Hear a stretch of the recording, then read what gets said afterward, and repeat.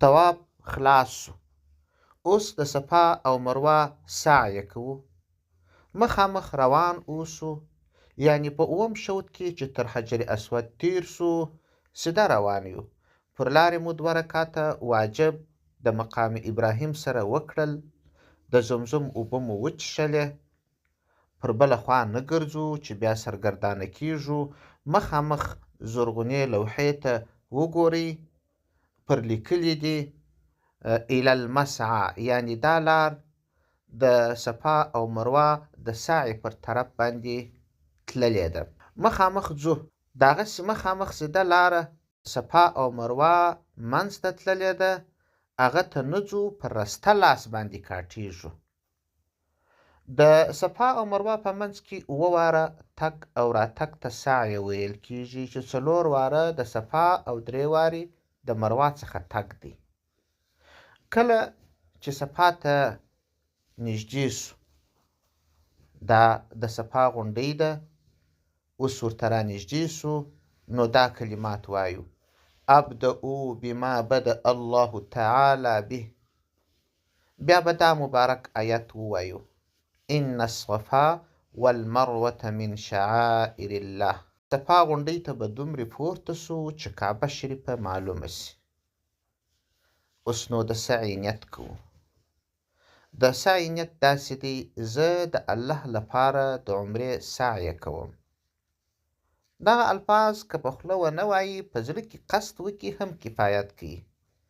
بیا به لاسونه د دعا په شکل تر اوږو پورته کړو چې ورغوي د اسمان طرف ته وي. دغه ځای هم د دعا د قبلېدو دی. ځان، دوستانو، هیواد او ټول مسلمه امت ته به دعا کوو. 3 ځلې به الله اکبر په زوره وایو. بیا به درود شریف قرار وایو.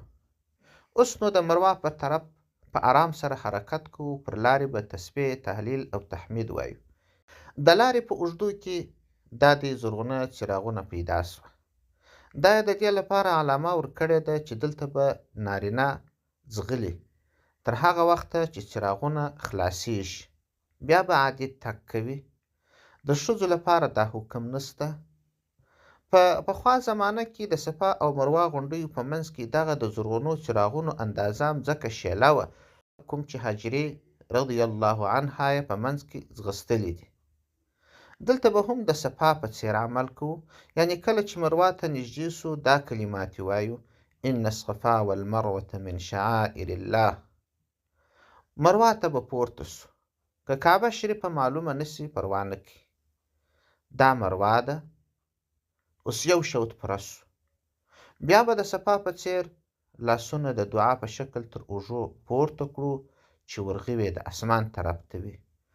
دغه ځای هم د دعا د قبلېدو دی. ځان، دوستانو، هیواد او ټول مسلمه امت ته به دعا کوو. 3 ځلې به الله اکبر په زوره وایو. بیا به درود شریف قرار وایو.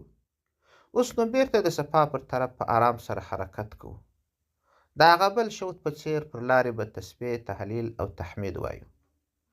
د لارې په اوږدو کې بیا زرغونه څراغونه پیدا سوه. دلته به هم د هغه بل شوط په څیر ځغلو تر هغه وخته چې زرغونه ګروپونه خلاصیږي. مخ ته پسې ځو. رفتار جاري ساتو تر څو صفا ته ورسیږو. دا دی صفا ته راورسېدو. اوس 2 شوطه سوه. بیا پر دغه طریقه مروه ته ځو چې 3 شوطه سي. بیا صفا ته راځو چې 4 شوطه سي. بیا مروه ته ځو چې 5 شوطه سي. بیا صفا ته راځو چې 6 شوطه سي. بیا مروه ته ځو چې 7 شوطه سي. یعنی 4 واره د صفا څخه مروه ته او 3 وارې د مروه څخه صفا ته تګ دی. چې ټول شوطونه پوره سوه، نو بیا 2 رکعاته نفل مستحب دی. عمره خلاصه سوه. اوس به نو نارینه سر خري یا به یې کوچنی کوي، خو سر خریل بهتر دی. او ښځې به د ګوتې په اندازه ویښتان غچي کوي.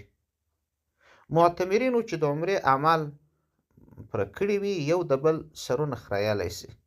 دا خبره د یاده وي چې تر سر خریلو مخکې ګنډلې جامې مه اغوندئ او مه خوشبويي کاروئ.